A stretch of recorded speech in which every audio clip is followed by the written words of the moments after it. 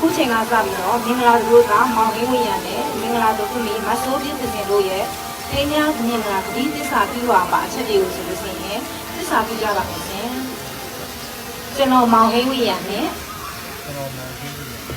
ကျမမဆိုးပြည့်စင်တို့ဒီ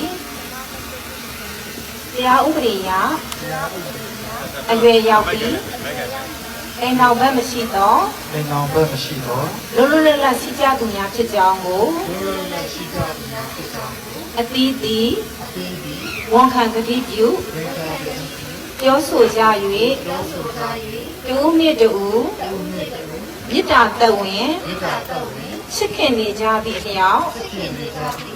တရားဝင်အခြင်းလင်များအဖြစ်လူသိစင်ကြအတူတကွပေါင်းသင်းနေထိုင်လိုကြသဖြင့်ဤထိမ်းများမင်္ဂလာဂတိသစ္စာပြုပါကိုပညာရှိလူကြီးမင်းနှင့်ဂုဏ်တရေရှိအသစ်သက်သေများရှိမောက်တွင်ကျွန်တော်ကျမတို့ကိုယ်တိုင်မိမိတို့ဤစိတ်ဆန္ဒအလျောက်သဘောတူလက်မှတ်ရေးထိုးကြပါသည်ကျွန်တော်မောင်ဟိန်းဝရံနှင့်ကျမမဆိုးပြည့်စင်တို့သည်လက်ထပ်ထင်များခြင်းဂတိသစ္စာပြုပါကို